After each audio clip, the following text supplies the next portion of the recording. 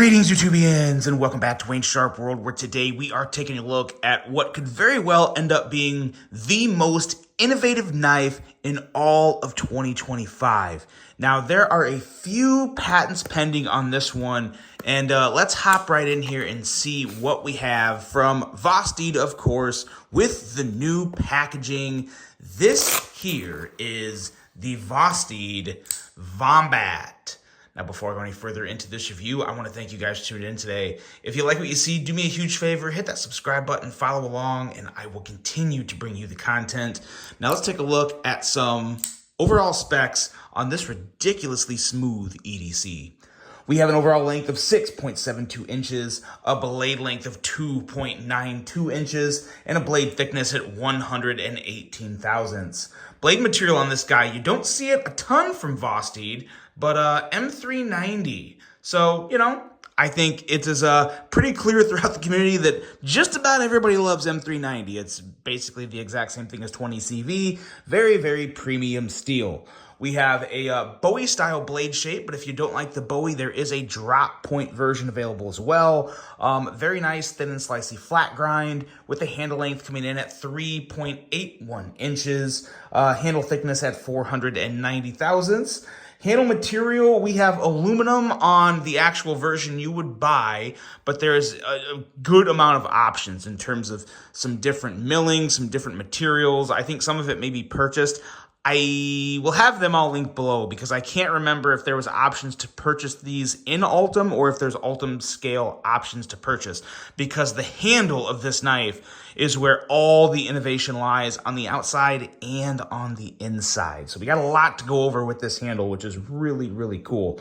Crossbar style lock with very, very unique, innovative, different design within that crossbar style lock. That's where a lot of the differences lie. User of a left or right hand tip up carry, weight coming in at a nice and light 2.96 ounces, designed by the wonderful Yu Dong of VOSTEED Knives, price coming in at $139. So I do find this to be a pretty competitive price point. One, for all the innovation and extra features you get with the knife, which we're going to talk about here in the video. And of course, I mean, we're talking M390 and some really nice milling on the aluminum. So that is all material cost and machine time to get this looking the way it does. And yeah, they did a really good job of that. So yeah, price is good. Let's clear the table for a hot sec and take a look at what's in these two boxes, because these two boxes have a lot of the options for everybody of just what you can get. Actually, let's set these aside for just a hot second and do size comparisons. Let's compare the Wombat with some other crossbar lock knives. Now, we'll do this crossbar comparison and for just size comparisons, and then we're also going to do it for smoothness of the crossbar lock. Here's another one of my favorite crossbar lock knives of the year. This is the Kaiser Mad Rack. Love the design and ergos on this guy, as well as the blade shape.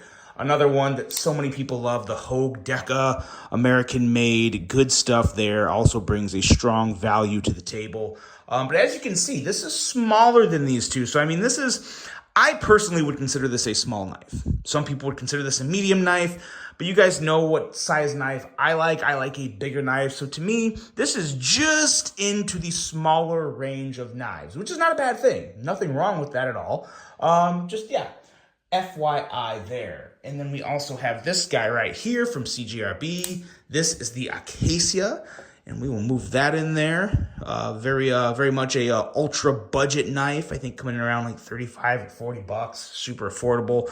But yeah, very easy to see here. You know, here's a good one. This will be a good size comparison. The Kaiser Mini Militaw, and there you go. There's your proper size comparison. The Mini Militaw is pretty much right there in terms of same size as the Wombat. So there's your size comparisons. That should do it for you. If it didn't, then I'm sorry. You're lost. There's nothing I can do for you if you don't know how big the Mini Militaw is, because everyone should know how big the Mini Militaw is. It's awesome. Okay, now let's talk about the knife. We'll hit the blade real quick because the blade is good. Don't get me wrong. It's not like I don't want to talk about the blade. M390. Almost got myself there. Nice, thin, slicey blade. We're looking at about 16, 17 thousandths behind the edge. M390 is always a good option. The jimping is great on this. Great jimping up towards the tip for those little precision cuts, as well as some really nice grippy jimping back here where you're going to land your thumb when you use this knife. And if you buy this knife, you're going to be using it a lot because it is really fun to have in the pocket. Like the Fuller, but the Fuller for me is pretty much not usable. If you have skinny fingers and long fingernails, you may be able to flick that out. I simply can't do it. So not the end of the world because the thumb studs are perfectly placed, perfect tension, very smooth operation with this knife. And there's some really good reasons to why it's so smooth that we're going to go over here in just a very quick second, because we are moving into the handle portion of the review. And that's where all the technology lies here. That is where so many good things happen here with this knife, because there are a few patent pending features that we're going to go over. First off is the swappable adjustable scale system, aka SAS. The SAS system that allows you to quickly swap the scales and adjust the spring tension inside. We're actually going to do that real quick.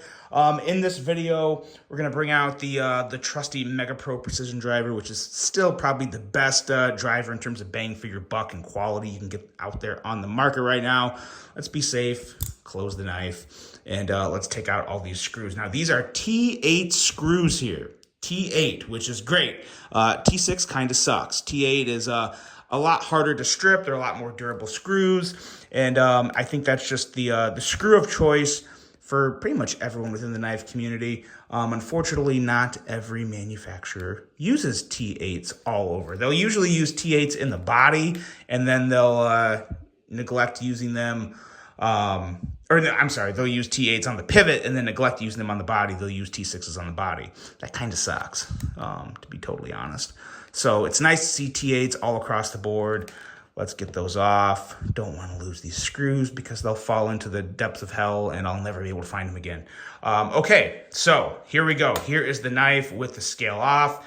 And as you can see, here's your area where you can adjust the spring tension on the knife. Now, I'm not doing that because I think right now, I've already done this. I've taken it off and I already kind of checked.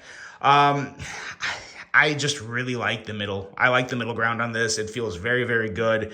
If you make it a little stronger, for me, for this size of knife, it's a little too strong. If this was a bigger knife, I may strengthen the spring system because I think then on a bigger blade, it would work better. But for a smaller blade like this, I think this is perfect in the middle. And as you can see, the knife is still very functional on its own if you take the scales off. There's still a nice, strong steel frame on the inside, which is very nice. A lot of milling there too. I like the way they did that from just a design standpoint. And then the scale, very simple. Just your regular scales. Really nice blue, really nice milling pattern on the scale. Now you can also download files for this and 3D print your own scales, which is really cool. Not the first time that's been out there, but it's still a really nice feature to have. And then we'll bring in these other two boxes here because these other two boxes is where all the goodness lies in terms of scales. These are just a couple of your scale options. There's going to be multiple different types of aluminum as well as these Ultim scales, which are really nice. I'm kind of thinking about going Ultim here, but you'll see the other scales. Yeah, I like the other ones better. So there's kind of an idea of what the Ultim would look like on the scale or on the actual knife. I think it would look really nice, especially with the black underbody. I always say if you're going to use Ultim scales, it's got to be black coated hardware and inner liners and whatnot, because the satin non-coated just looks weird. So nice to see the black under the Ultim. But yeah, really nice milling on these as well. Now there's another version here we'll take a look at that has a different milling pattern, but take a look at everything else you get if you get the extra scales. You get filler tabs, you get extra screws, you get an extra set of Omega springs, you get extra sets of thumb studs, all different colors. So you can really make it your own, which is awesome. Big fan of that. You also get another filler plate for the clip here. That plate is removable. As you can see, that pops in and out because there is little grooves there. Those little grooves are what latch. I could just take it out of the bag, but then I'd probably drop it. But yeah, there are little latches in there that push into the clip. So you get a little pack full of customizable goodness with all the clips or with all the scale purchases. That is awesome. We'll move this one off to the side because the one I'm going to be throwing on here is this right here. This is another aluminum set. But as you can see, this here is like a dark, like midnight navy blue, looking really, really good. So let's throw that on there, and then we'll see which one I want to stay with. Ooh, I don't know. That's already looking pretty good. Oh, and now what I noticed here. So another reason why you should always pay close attention to what you're doing, which is something I'm not always the best at. We have different size screws here. As a matter of fact, I think they're all different size. Yeah, they are. Darn it. Okay, so, yeah, that's going to be really hard to... There you go. There's your screws. So even this one in the far right, I think, is a little shorter than the one in the middle, and then the one on the left is the longest. So we're going to try and think here, and I know that's a very dangerous thing, but let's try and think of where the most depth here is going to be. So I believe right off the bat, just by looking at this and looking at where these screws go into here, clearly we need, I believe, the longest one. The longest one is going to go up here because it's going into this post. So that just has to be where that goes, right? I mean... Am I right? I hope I'm right. I'm going to find out real quick if I'm wrong, because it probably won't screw all the way in.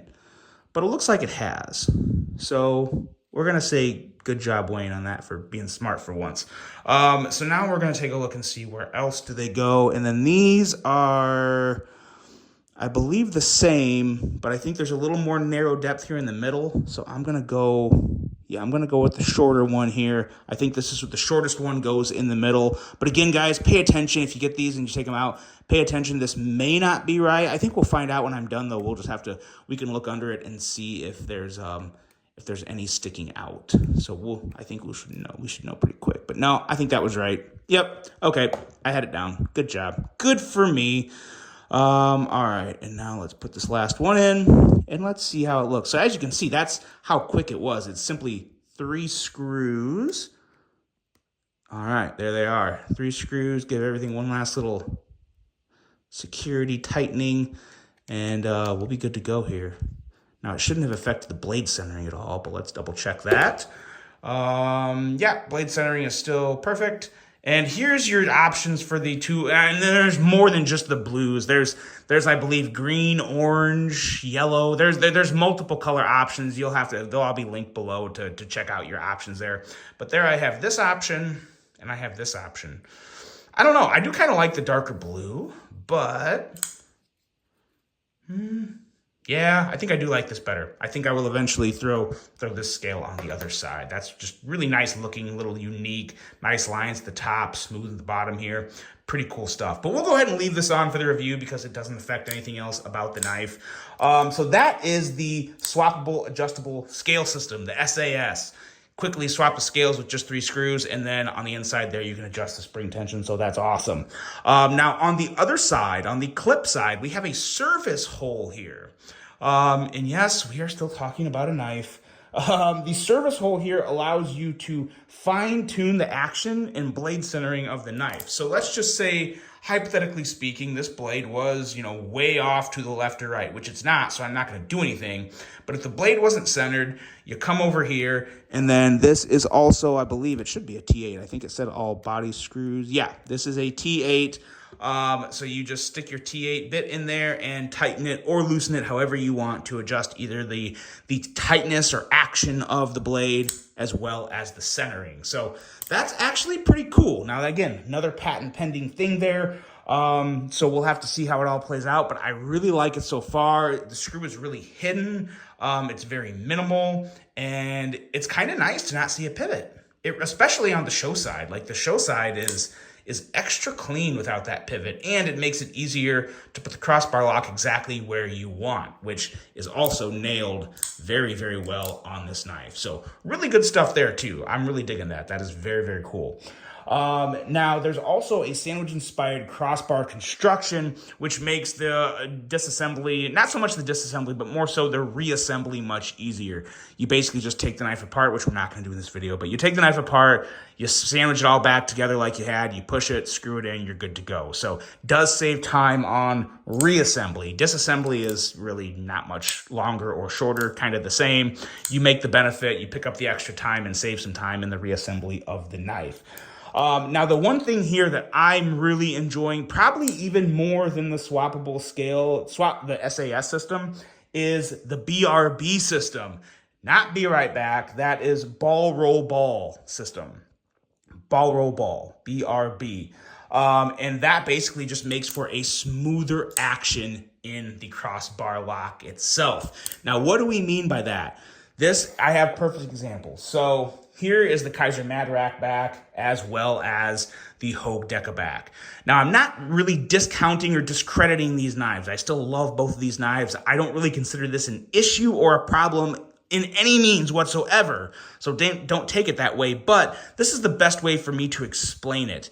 Primarily with the Madrak here, this has the clutch lock. And as I've said before in previous reviews, the clutch lock has kind of a mechanically feel to me, a little more of a mechanical sound and feel. And again, not a bad thing.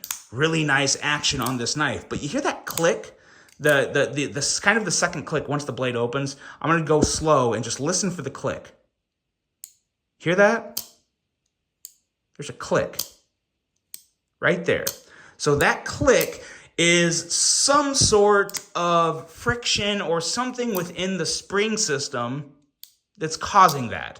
So again, not an issue. You don't have to worry about it. I would still recommend the Madrak. I'm not saying don't buy it. All I'm saying is there's a click. There's some sort of friction causing that click. Same with the Deca.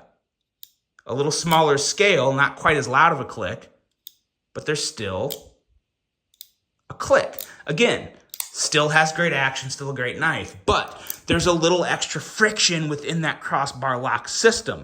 Now, when you do go to open the Wombat, there's none. There's no click. It's a little smoother. And it's noticeably smoother when you're actually just kicking the blade out. So that is the improved smoothness of the knife. Now, I've also noticed too, and I don't know what all is causing this. I think there's some stuff that may not be fully explained yet because they're waiting for the patent to actually be approved, but it just feels a little more precise on the inner workings of the knife here because you have to pull the clutch lock, or you have to pull the crossbar lock. This is not a clutch lock. Too many different names out there for the crossbar lock. But when you're pulling the crossbar down, you can just tell it's a little more precise. You don't have as much slap. So if I let go early, it'll catch the blade. Now, again, I know other locks do that too. Other ones will do it. But you notice it a little more on this. And it's not a bad thing. It's very, very easy to use. It's very, very smooth and intuitive. But it's kind of just the best way I can describe the fact that it is a more precise crossbar lock system. There's no click. There's less friction. It's just a very impressive lock. Very, very smooth. So it's all good stuff, but it's all little details that you may not notice unless I do something like this to let you hear the click and kind of put it together as to where you just don't have it here on the Wombat. Not an issue. Not an issue on the Madrak either, but no click. Very smooth, very good. So some really nice stuff going on here with the Wombat. Everything I just explained in the handle basically described the action. I mean, it is super smooth. Some of the best crossbar lock action you can get out there. It's right up there. I would easily put it in the top 3 in terms of my favorite crossbar lock knives. The one thing that I would recommend for this, you guys probably already know what I'm going to say if you watch my channel. I would just like to see a bigger version of the Wombat or just a bigger knife in general with this improved crossbar lock system. I would love to see a 3.5-inch bladed knife utilizing this crossbar lock. I think that would be awesome. So hopefully, I'm sure at some point that's going to be coming out, or maybe even just like 3.3 3 inches, just something a little bigger, closer to that 3.5-inch bladed size. That's always kind of like the Wayne Sharp World size of choice. And I'm always going to say that because, you know, this is my channel and that's what I like. But I do really like the Wombat.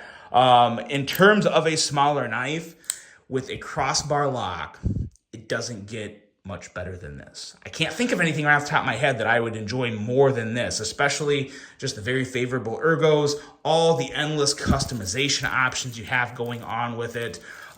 Just really good stuff from VOSTEED. They continue to innovate. They continue to create and stand out from the rest of the competition. And that's what it's going to take moving forward because the knife market only becomes more and more saturated. Some companies go away, but I feel like there's more companies coming than going. And VOSTEED is clearly here to stay.